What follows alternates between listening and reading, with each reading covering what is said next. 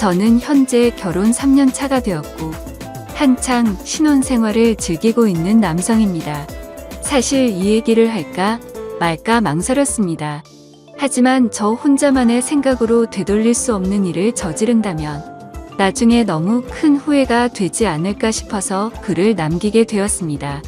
이야기를 시작하기 앞서서 제 고민을 말씀드리면 저는 제 아내를 옆에 두고 있지만 계속해서 장모님이 생각나서 미칠 것 같습니다. 제 이야기를 읽어봐 주시고 어떻게 하는 게 현명할지 좋은 말씀 부탁드립니다.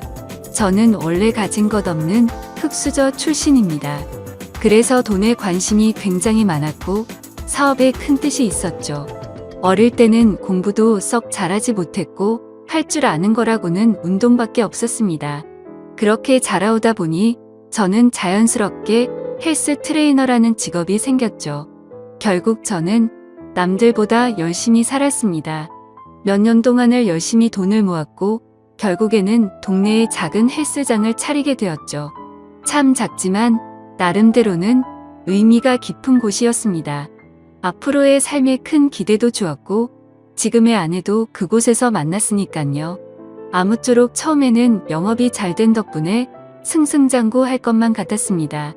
그래서 큰 걱정 없이 지금의 제 아내와 결혼까지 하게 되었죠. 하지만 생각처럼 삶을 녹록치가 않더군요. 헬스장을 운영하다 보니 경영 악화로 인해서 회원들은 줄어들었고 결국에는 모아둔 돈은 바닥이 나서 빈털터리 신세로 결국 폐업을 하게 되었습니다. 정말 앞날이 깜깜했고 스트레스로 탈모까지 진행될 정도로 너무 많이 힘들었습니다. 그렇게 힘든 시기에 저희 부부에게 손을 내밀어준 분이 있었는데 그게 바로 장모님이었습니다. 그때는 일단 당장 저희가 살던 집을 정리해서 빚을 다 갚았고 당장 마땅히 갈 곳이 없어서 숙박업소에 전전긍긍하던 시절입니다. 그런 저희 소식을 듣게 된 장모님이 연락이 오시더군요. 장모님 댁에서 함께 살면서 다시 시작하는 건 어떻겠냐고 말씀을 해주셨습니다. 저는 그 말씀에 너무 감사한 마음이 컸지만 오히려 제 아내는 장모님 댁에 들어가는 것을 반대하더군요. 사실은 아내가 반대할 만한 이유가 있었습니다. 다들 아내가 친정으로 들어간다고 하면 좋아할 거라고 생각하시겠지만 아내는 그렇지 않은 게 장모님과 별로 사이가 좋지 않았기 때문이죠. 왜냐하면 장모님은 아내의 친엄마가 아니라 새엄마였기 때문입니다. 장모님은 아내가 20살이 되었을 때 재혼을 하셨는데 아버지는 재혼한 지 2년도 채 안 되어서 돌아가셨다고 했습니다. 그래서 장인어른이 살아계실 때는 가족처럼 지내기 위해 노력했었다고 하는데 장인어른이 돌아가시고 난 뒤로는 아내가 곧바로 독립을 했다고 하더라고요. 그렇다고 기분 나쁘게 집을 나온 건 아니었고 취직을 하면서 회사 근처로 옮긴다며 자연스럽게 나와서 지냈다고 했습니다. 아무쪼록 그렇게 집 밖으로 나와서 지내게 되니 함께 지내면서 친해질 시간은 딱히 없게 되었던 거죠. 그래서 아내와 장모님은 여전히 서먹서먹한 사이였습니다. 그렇다고 서로 싫어하는 건 아니었습니다. 아내도 처음 재혼을 할 때 별로 싫어했던 건 아니었다네요. 물론 새엄마가 자신과 나이 차이가 15살밖에 차이가 나지 않는 건 몰랐다네요. 그래서 언니 같은 느낌이 강했고 엄마로 느껴지기에는 조금 어려웠던 거죠. 게다가 아버지를 믿고 결혼을 했는데 금방 세상을 떠나셔서 오히려 미안했다고 했습니다. 그냥 말 그대로 서로가 싫어하는 게 아니라 별로 친하지가 않았을 뿐이었죠. 하지만 장모님은 제 아내를 많이 위해주는 착한 심성이셨던 것 같습니다. 안타깝게 결혼 생활을 짧게 하고 남편을 떠나보냈지만 유산 덕분에 그래도 일도 하지 않고 잘 먹고 잘 사는데 아내가 길바닥에 나앉았다고 하니 차마 지켜만 볼 수 없으셨던 거죠. 여하튼 저는 아내가 불편할 걸 알았지만 어쩔 도리가 없었습니다. 아무리 생각해도 현실적으로 가장 합리적인 선택은 처가살이였죠. 제 본가는 시골에 있어서 간다고 하더라도 주변에 논과 밭밖에 없어서 제대로 된 직장을 구할 수도 없는 노릇이었고 다시 재계하기에는 결코 갈 수가 없다고 생각했습니다. 장모님이 계신 집이 평수도 넓은데 혼자 계시기에는 남는 방도 많았으니 저와 아내가 조금만 불편함을 감수한다면 아주 이상적인 선택이라고 생각을 했습니다. 그래서 저는 며칠 동안 끈질기게 아내를 설득하고 또 설득을 했습니다. 평생 같이 지내는 것도 아니고 집을 얻을 수 있는 돈을 모을 때까지만 장모님 댁에서 지내자고 했죠. 결국 아내도 현실과 타협을 하게 됐고 저희는 그렇게 장모님 댁으로 들어가게 되었습니다. 솔직히 저라고 마음이 편했을까요?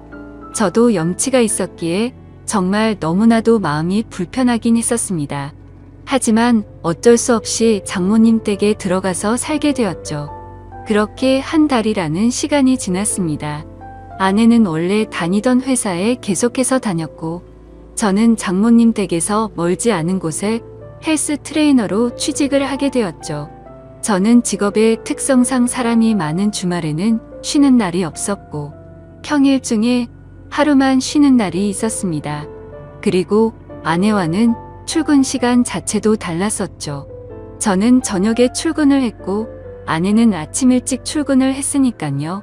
어느 날 평일에 제가 쉬는 날이었습니다.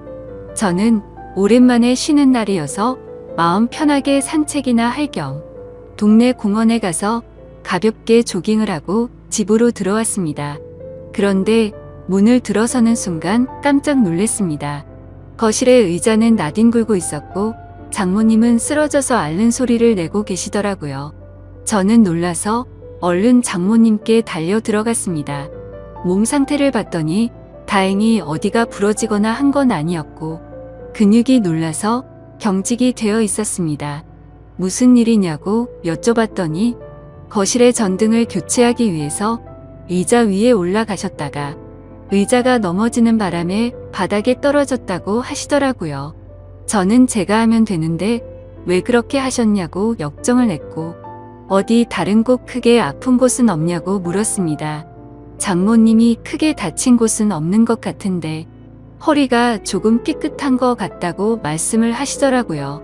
그래서 저는 마사지 자격증도 가지고 있었기에 장모님에게 마사지를 해드리겠다고 말씀을 드렸습니다. 처음에는 민망하셨는지 제 호의를 계속해서 거절하시더라고요. 하지만 장모님 댁에 오고 나서 해드린 것도 없어 죄송했던 터라 저는 고집을 부렸습니다. 오늘도 제가 전등 갈았으면 이럴 일 없었는데 장모님께서 계속 거절하시면 제가 너무 죄송해서 지내기 더 불편하다고 말씀을 드렸죠. 그렇게까지 말씀을 드리니 장모님께서도 정마음이 그러면 알겠다면서 마사지를 받겠다고 하시더라고요. 그래서 저는 장모님을 부축하고서 장모님 방으로 들어갔습니다. 사실 장모님 댁에 들어온 지도 한 달이나 지났지만 장모님의 방에 들어가 본 건 그날이 처음이었습니다. 방 안에는 캔들을 켜놔서 인지 정말 좋은 향기가 온 방을 가득 채우고 있더라고요. 그렇게 향을 맡으며 장모님을 봤더니 뭔가 기분이 묘해졌고 아차 싶었습니다. 장모님과 저는 다른 집 장모 사위처럼 나이차가 그리 많지 않다는 거려. 아내는 저보다 연하였고 장모님은 저보다 겨우 10살밖에 많지 않았다란 걸 잊고 있었습니다. 사실 사회에 나가서 보면 장모님은 40대 초중반의 나이에 많지 않은 나이였고 나이를 모르고 보면 30대 중후반으로 보일 만큼 동안이셨죠. 제 입장에서는 항상 장모님으로 대했고 생각했기에 애써 외모에 대한 객관적인 생각을 하지 않았을 뿐 미모도 훌륭하셨죠. 그리고 무엇보다도 장모님은 장인어른과 결혼 전에 요가 강사를 하셨었기에 지금까지도 관리를 잘하고 계셔서 몸매는 솔직히 제 아내보다도 훨씬 좋은 것 같았습니다. 아무튼 저는 엎드려 있는 장모님을 보니까 순간 수많은 생각들이 스쳐 지나갔지만 정신을 차리고 마사지를 해드리기 시작했습니다.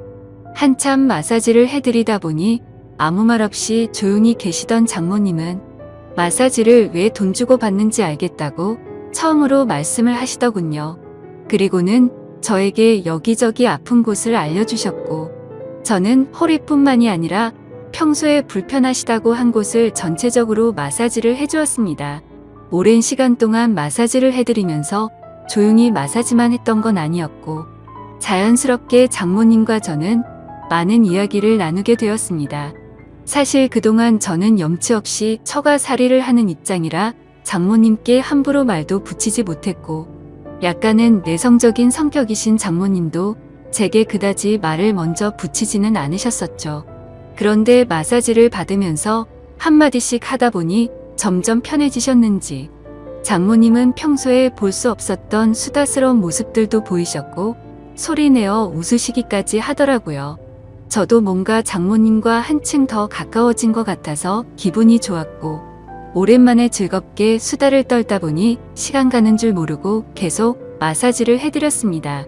그렇게 그날 이후로는 아내가 출근을 하고 제가 출근하기 전까지 남는 여유 시간에는 장모님에게 마사지를 해드렸습니다. 그러다가 문득 드는 생각이 있었죠. 마사지를 해드리면서 느꼈지만 정말 장모님은 40대 몸매라고 하시기엔 믿어지지가 않았죠. 솔직히 눈 감고 마사지를 하면 20대라고 해도 믿을 정도였으니까요. 하지만 감히 장모님에게 결코 그런 생각을 해서는 안 된다고 정신줄을 바로잡고는 했습니다. 여하튼 거에 매일같이 장모님께 마사지를 해드리다 보니 장모님과 저는 급속도로 친해지게 되었죠. 그러다 보니 장모님은 평소와는 다른 모습들을 많이 보여주더라고요. 평소 장모님은 내성적이신 성격에 말도 없고 조용한 분이신 줄 알았는데 점점 말씀도 많아지셨고 장난도 많이 치시는 모습이 보이더군요. 나이와 맞지 않게 티 없이 맑은 그런 해맑은 성격이라고 느꼈습니다. 장모님은 최근에도 어떤 남자가 자기에게 연락처를 물었는데 거절했다는 이야기부터 시작해서 장인어른을 처음 만나게 되었던 이야기들과 갑작스럽게 떠나보내고 슬펐던 이야기들까지 제게 숨기는 거 없이 말씀을 해주시더군요. 그러다 한 번은 저에 대해서 말하는 것이었습니다. 처음에 제 아내가 저를 데리고 장모님께 인사를 드리러 왔을 때 다른 건 몰라도 제 몸을 보고 아주 마음에 들었다고 말씀하시더라고요. 제가 너무 듬직해 보였고 몸 좋은 사람들이 자기 관리를 잘하는 사람이라고 생각한다며 저의 첫인상을 정말 좋게 보셨다고 말씀을 해주시더라고요. 그러다 장모님은 저에게 짓궂은 농담을 던지셨습니다. 그런데 자신의 경험상 이렇게 몸 좋은 사람들 중에 밤에는 힘을 못 쓰는 사람이 허다해서 걱정이었는데 이틀 전에 그 걱정을 덜게 되셨다고 하더라고요. 저는 무슨 말인가 생각을 한참 하다가 깜짝 놀랐습니다. 이틀 전이라면 아내와 제가 이세를 갖기 위해서 사랑을 나눴던 날이었습니다. 그렇다면 저와 아내가 사랑을 나누는 소리를 장모님이 다 들으셨다는 건데 저는 민망하기도 하고 부끄럽기도 해서 아무 말도 못하고 있었죠. 그러자 장모님은 갑자기 웃으시면서 부부 사이에 당연한 일을 한 건데 그렇게 부끄러워하지 않아도 된다고 말씀을 하시더라고요. 그러시고는 제 아내가 부럽다고 말씀을 하셨습니다. 자신은 지금 혼자 지내게 된 지도 벌써 많은 시간이 지나다 보니 외롭다고 하시더군요. 그러다가 장모님은 갑자기 제 팔뚝을 어루만지시면서 이런 튼실한 팔뚝을 가진 남자가 곁에 있다는 건 정말 부러운 일이라고 말씀을 하셨죠. 그날 이후부터는 장모님의 장난스러운 스킨십은 계속되었습니다. 저도 기분이 썩 나쁘지는 않았죠. 솔직히 말해서 좋다고 생각도 했었습니다. 하지만 이러다가는 큰일이 벌어지겠다고 생각을 했고 장모님에게는 저의 근무 시간이 바뀌었다고 거짓말을 했습니다. 그날부터는 저는 아내와 함께 출근을 하게 되었고 아내가 퇴근하는 시간을 맞춰서 같이 집으로 들어갔었죠. 그렇게 저는 가정의 평화를 위해 장모님과의 거리를 두기 시작했습니다. 장모님도 제가 아내와 함께 있으니 둘이 있을 때처럼 함부로 장난을 치지는 못하셨고 별탈 없이 시간이 흘러가고 있었죠. 그러다 며칠 뒤 저는 아침에 아내와 함께 출근을 하기 위해 집 밖으로 나왔고 마땅히 갈 곳이 없어서 집 근처 커피숍에서 휴대폰을 하면서 시간을 보내고 있었습니다. 그런데 갑자기 장모님에게 전화가 오더군요. 무슨 일이지 싶어서 전화를 받았더니 장모님은 제게 어디냐고 물으시더라고요. 저는 지금 헬스장에서 일을 하고 있다고 했죠. 그러자 장모님은 요즘 헬스장에서는 무슨 커피도 파냐고 묻더라고요. 저는 그 말에 무슨 말을 하시는 거지 싶어서 고개를 들었더니 커피숍 입구 쪽에서 저를 노려보고 있는 장모님을 발견하고 말았습니다. 그리고는 장모님은 아무 말도 안 하시고 전화를 끊으시고는 밖으로 나가 버리셨죠. 그날 이후로는 정말 집안 분위기가 엉망진창이 되었습니다. 그렇지 않아도 서먹서먹한 분위기였는데 그때부터는 한기까지 느껴질 정도였죠. 그래서 저는 하루하루가 바늘방석에 앉아서 생활하는 것처럼 너무 많이 불편했었습니다. 그렇게 불편한 나날을 보낸 지도 몇 주가 지나갔고 아내는 회사 워크숍이 있어서 1박 2일로 자리를 비운다고 하더군요. 저는 어색한 걸 너무 싫어하는 성격이라 솔직히 그때부터 너무 초조했고 미칠 것 같았습니다. 차라리 친구들을 만나서 밤새도록 술이나 먹고 들어올까부터 시작해서 여행이라도 다녀온다고 할까 등 수많은 여러 가지 생각을 했지만 아내가 자리를 비울 때 기회다 싶어서 같이 자리를 비우면 일을 더 악화시킬 것 같아서 차마 그런 방법을 선택할 수는 없겠더라고요. 그래서 저는 장모님과 이런 불편한 관계로 계속해서 지낼 수는 없는 노릇이었기에 결국 정면 돌파를 하기로 마음을 먹게 되었습니다. 저는 아내가 워크숍을 간 날 삼겹살과 소주 등 장모님께서 좋아할 만한 것들을 잔뜩 사들고서 집으로 들어갔습니다.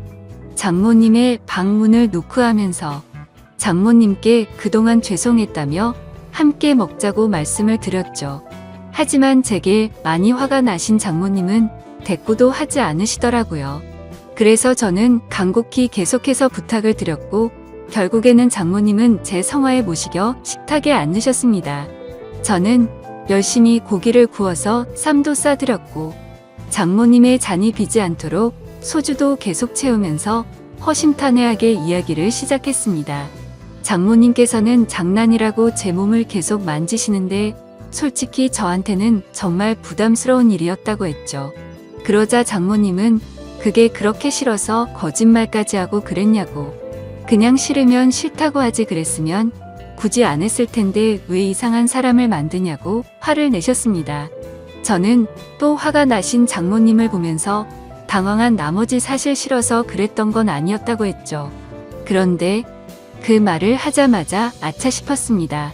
장모님은 곧바로 싫은 게 아니면 뭐냐고 물으셨습니다.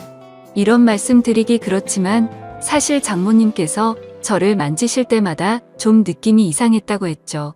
장모님은 그때부터 뭔가 표정이 달라지시더니 무슨 느낌이 이상하냐고 했습니다. 그래서 저도 술도 취했겠다. 그동안 억울했던 마음도 있었던 터라 생각 없이 말을 내뱉기 시작했습니다. 장모님처럼 젊으시고 예쁘신 분이 저를 만지시니까 당연히 이상한 생각이 들고 그랬다고.